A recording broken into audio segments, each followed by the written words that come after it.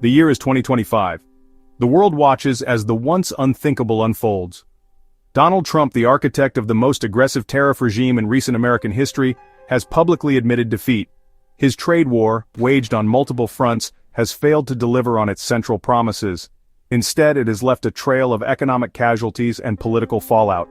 Trump's journey to this humbling admission began years earlier, fueled by a potent cocktail of economic nationalism and a deep distrust of traditional trade agreements. His rallying cry was the revitalization of American manufacturing, a promise to bring back jobs lost to globalization. Tariffs, he argued, were the tools to achieve this, a way to punish trading partners and protect American workers. The initial salvos were fired across the bow of allies and rivals alike. Canada and Mexico, partners in the North American Free Trade Agreement, were slapped with tariffs on steel and aluminum. China, the primary target of Trump's ire, faced a barrage of levies on a vast array of goods. These actions sent shockwaves through global markets. The rules of the game, painstakingly negotiated over decades, were being rewritten with the stroke of a pen. The world held its breath, bracing for the consequences of a full-blown trade war. To understand the depth of Trump's tariff tumble, we must first revisit the grand promises that underpinned this gamble. At the heart of his rhetoric was a seductive narrative. America, once a titan of industry, had been outsmarted and outmaneuvered by cunning foreign adversaries. Unfair trade practices, he argued, had hollowed out the nation's industrial heartland, shipping jobs overseas and leaving communities devastated. Tariffs, in this narrative, were positioned as a righteous weapon, a way to level the playing field and reclaim America's economic dominance. They would force companies to bring manufacturing back to American shores, creating jobs and boosting wages. The trade deficit, a long-standing source of frustration for Trump, would shrink as Americans bought more domestically produced goods. These promises resonated with many, particularly those in communities hit hard by factory closures and job losses. The allure of a simpler time when American manufacturing reigned supreme proved powerful. Trump tapped into a deep well of economic anxiety, offering tariffs as a quick and decisive solution to complex long-term challenges.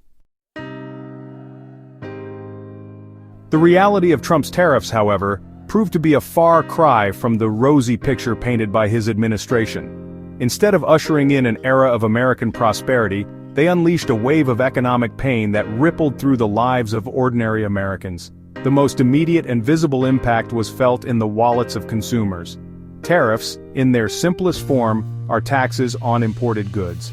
When the cost of those goods rises, businesses have little choice but to pass those costs on to consumers in the form of higher prices. This was precisely what happened across a wide range of products, from washing machines and refrigerators to cars and building materials. The price increases, while felt across the board, hit low and middle-income households the hardest. These families, already struggling to make ends meet, found their budgets squeezed even tighter as the cost of essential goods climbed. The promised boost in wages touted as a counterbalance to these price hikes never materialized. One of the most striking failures of Trump's tariff policy was its inability to shrink the trade deficit, a key metric that had long fixated the former president. The trade deficit, which represents the difference between a country's imports and exports, had been a persistent thorn in Trump's side, seen as evidence of America being taken advantage of by its trading partners. The logic behind using tariffs to reduce the trade deficit was simple, at least on the surface. By making imported goods more expensive, the thinking went, Americans would buy fewer of them, leading to a decrease in imports and a narrowing of the trade gap. The reality, as is often the case with complex economic issues, proved far more nuanced. Instead of shrinking, the trade deficit actually widened under Trump's watch. This counterintuitive outcome was driven by a number of factors, including the retaliatory tariffs imposed by America's trading partners. These tariffs aimed at American exports made it more expensive for foreign consumers to buy American goods, leading to a decline in exports. Section 5. Manufacturing Misery, When Tariffs Backfire. Perhaps the most bitter irony of Trump's tariff policy was its impact on the very sector it was designed to help: American manufacturing. Instead of ushering in a renaissance of industrial activity, the tariffs inflicted significant pain on many manufacturers, undermining their competitiveness and leading to job losses in some cases. The tariffs on steel and aluminum, for example, created a ripple effect throughout the manufacturing sector. These metals are essential inputs for a wide range of products, from cars and airplanes to appliances and construction materials. As the cost of these inputs rose, so too did the cost of the finished products, making them less competitive both domestically and internationally. The retaliatory tariffs imposed by other countries further exacerbated the pain for American manufacturers. China, for example, targeted key American exports like soybeans and pork with retaliatory tariffs, dealing a blow to farmers and agricultural producers. These tariffs, coupled with the increased cost of imported inputs, squeezed profit margins and forced some manufacturers to lay off workers. Section 6. The Press Secretary's Tangled Web. As the economic fallout from the tariffs mounted, the Trump administration found itself increasingly on the defensive. The president's pronouncements, once delivered with characteristic bravado, became more muted. His spokespeople, tasked with spinning a narrative of success amidst growing evidence of failure, resorted to increasingly strained and misleading claims.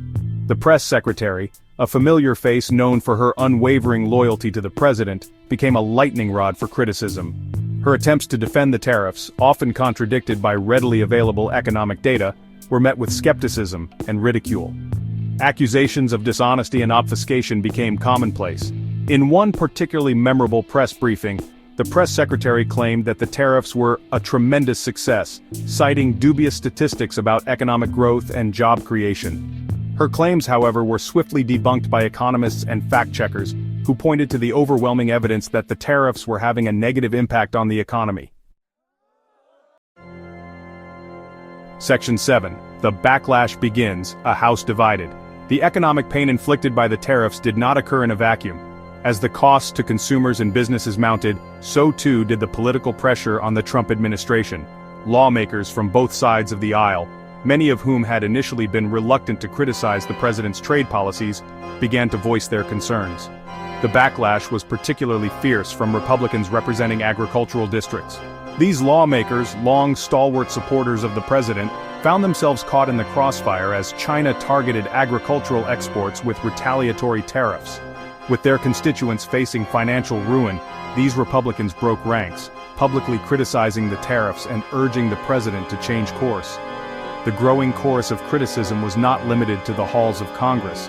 Business groups, once hesitant to challenge the president directly, became increasingly vocal in their opposition to the tariffs.